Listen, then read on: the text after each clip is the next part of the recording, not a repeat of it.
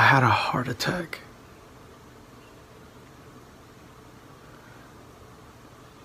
My heart stopped.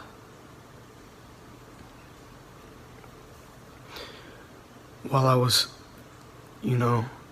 having fun one night with these substances. No one can tell me that it was the substance that was making me experience what I had experienced, because I know what it feels like to be on a hallucinogen. I know what kind of visuals that these things give you. This was not that in any way, shape, or form. You can try and sit there and tell me, oh, you were high as a kite,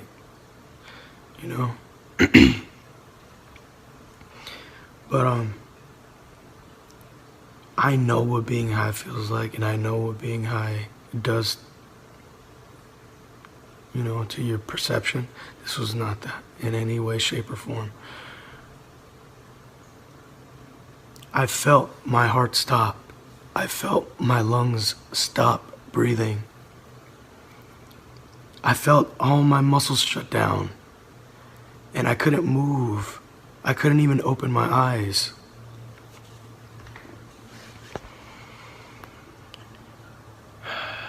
And then I felt myself being pulled out of my body, physically pulled out of my body, and everything was black. I was moving fast. I felt the sensation of moving so fast. And then I see this light in front of me. It's like this pinpoint of light.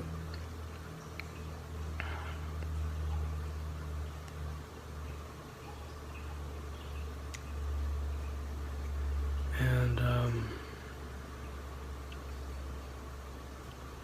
it just gets bigger and bigger and bigger the faster I'm moving towards it. And then this light is right in front of me. It's so bright I can't even look at it. I'm looking down. I instantly knew, because I asked in my head. I was like, is this him? Is this, could this be him? Where am I, first of all, because being an atheist, you're not gonna accept immediately that you're standing in front of an intelligent designer. The Alpha and Omega, the creator of you and I and everything that we stand on and breathe in. And there was no comprehending it until he answered that question for me. And I felt his presence. It was pure warmth. It was pure love. It was pure peace. It just permeated my entire being. I felt it. It's an undescribable feeling. It's undescribable. In my whole life, just every decision I made, every why God was being replayed in my head. Not in my head, it was being replayed in front of me.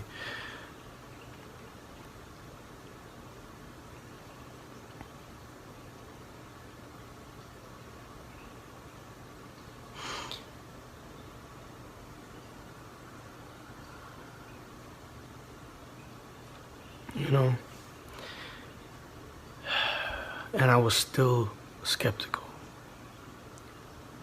So I asked him a question that was silly to him, and it's silly to me now too. But I asked him, I said, God, why is there so much evil in the world? Why is there so much hatred and so much pain? Right? And he told me, if you're not with me, you're with him.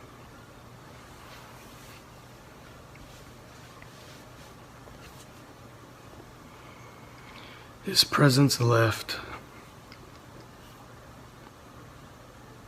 All the light was replaced with a pitch black darkness. The warmth that I felt being in his presence was replaced with a frigid cold. if you think you know what hopelessness is, you don't know what hopelessness is until you watch your Creator walk away from you.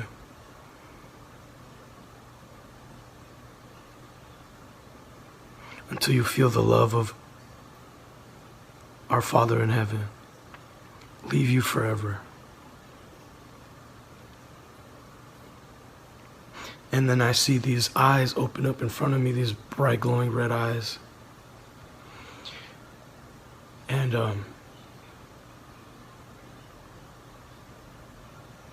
just terrifying, this grin, this ear to ear grin, this huge grin. Inhuman teeth. These teeth are not like human teeth. They're like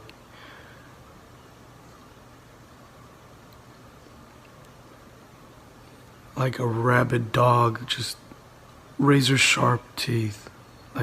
No, not a rabid dog, like a shark. And these beings are big. They're big. They're giants, like literal giants. Literal giants. And he told me, you're staying here with me forever. You're never getting out of this place. And then 2 more pairs on either side of him, of eyes open and huge grins. And then 2 more on either side of the 3.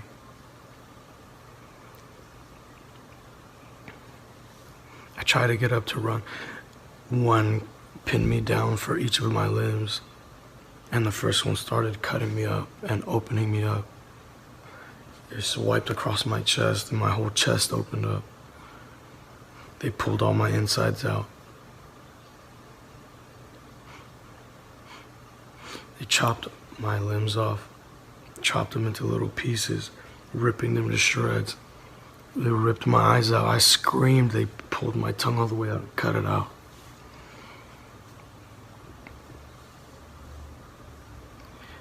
And they were reminding me the whole time of everything I did in my life. Every time I took my life for granted. Every time I cursed my mom, I cursed my dad. Every time I lied to my mom, to my dad. Every time I blasphemed God's name. Every time I blamed something for something that I did to myself, it was being repaid to me.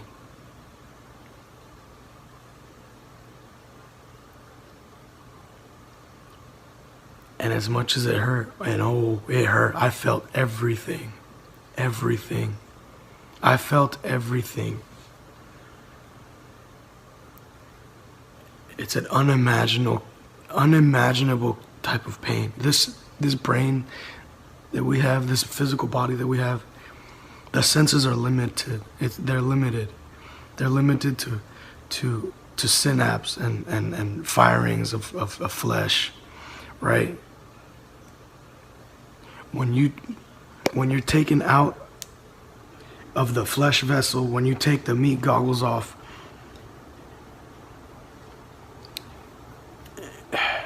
you're taken out of the flesh simulation. You get what I'm saying? And you're thrust into actual reality. Everything that happens in the physical happens first in the spiritual.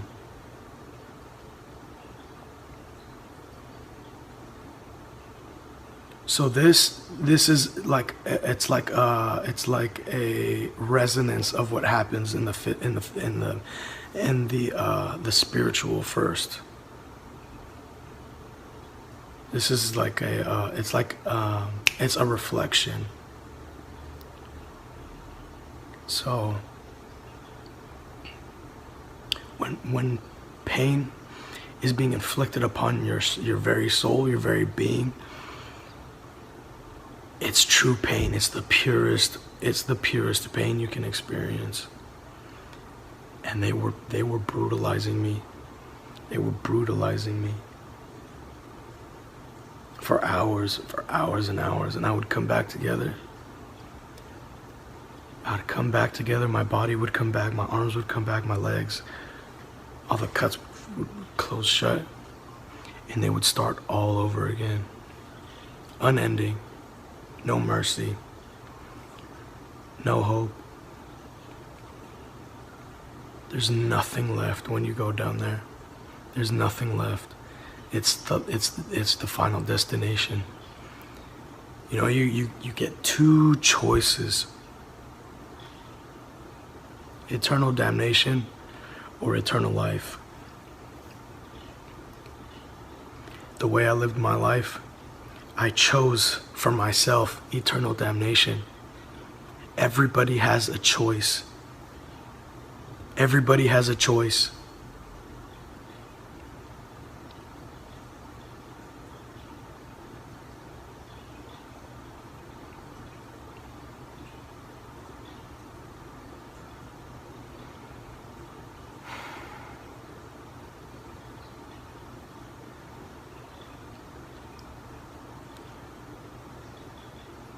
That was the price I paid for turning away from God. Because I was angry at Him. When really I should have been mad at myself because I did it to myself.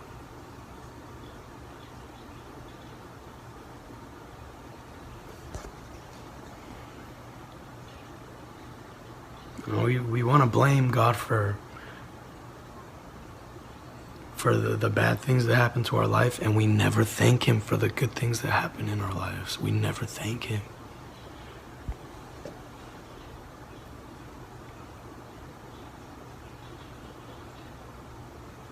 We want to say, God, why?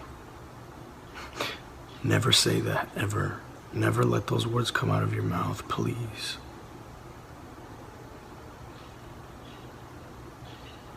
Because we do it to ourselves.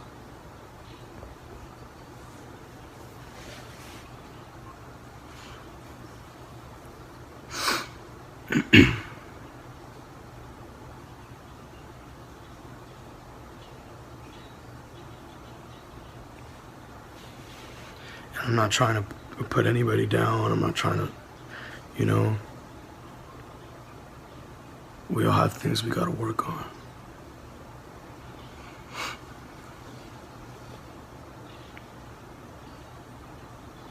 Nobody on this planet was perfect except for Jesus Christ.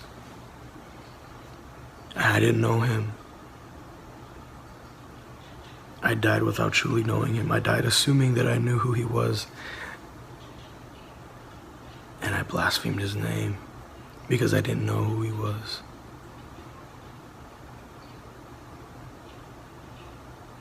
And in my utter pain, through all the torture that I endured in hell, I screamed His name. I screamed it out. I screamed, Jesus Christ, please save me. Get me out of here. This was my final chance.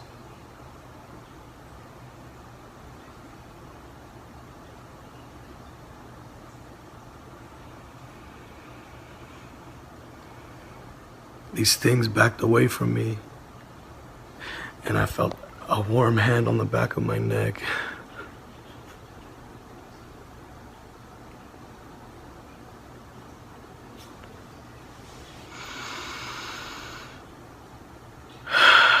And He pulled me out of there. And He pulled me out of there. He pulled me from hell after I made my bed in there.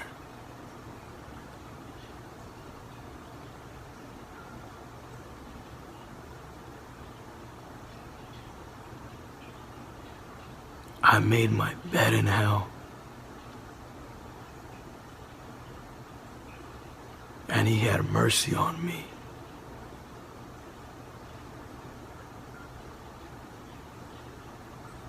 Imagine what He can do for you.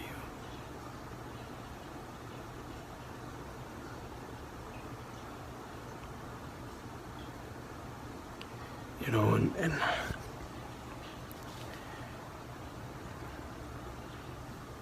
I wish I could tell you that I turned around and became a perfect model Christian. It took a long time for me to even realize what happened to me actually happened to me. I was trying to block it out of my mind because every time I remembered it, it broke me down. And I could feel these things that tortured me. They were watching around the corner, you know. They hated that I made it out of their clutches. They hated that because I had a testimony and they weren't going to let me share it with people. It's been 2 years and I haven't been able to open my mouth about this and share it publicly. Because I would break down, I would cry. I wanted to forget so badly. I wanted to tell myself, no, you know, like, that couldn't have happened.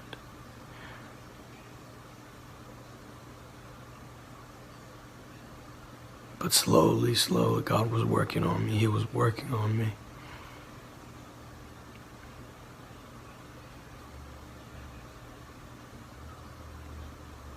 He never stopped. He never stopped believing in me. Even someone like me, even someone who blasphemed his name, even someone who ran away from him, even someone who didn't want to believe.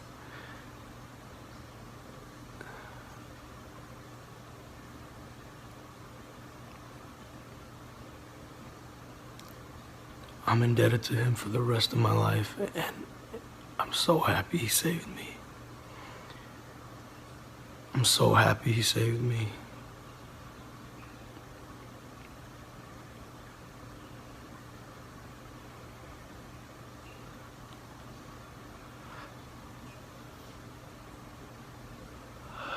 I just haven't been the same since. I haven't been the same.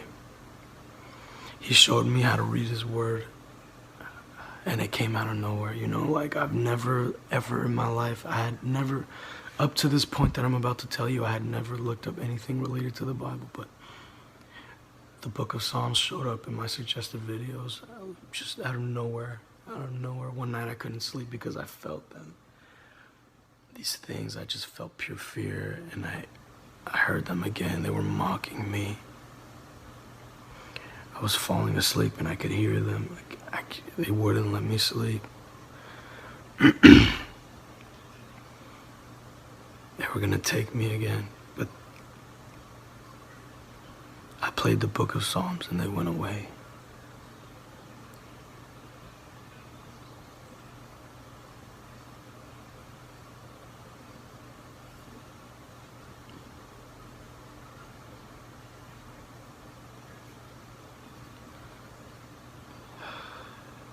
You know, I had never willingly read the Bible in my life, you know, and what I described to you right now is the outer darkness, and I had no idea until it happened to me, and I opened a Bible, and I opened my mom's Bible, and I flipped to the page. In Matthew, speaking of the outer darkness, weeping and gnashing of teeth, you can do nothing down there but bawl your eyes out and scream and cry through your chattering teeth. That's all there's left to do. That's all there's left to do.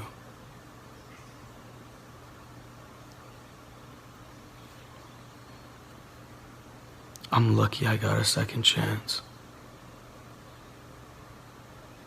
I'm so lucky I got a second chance.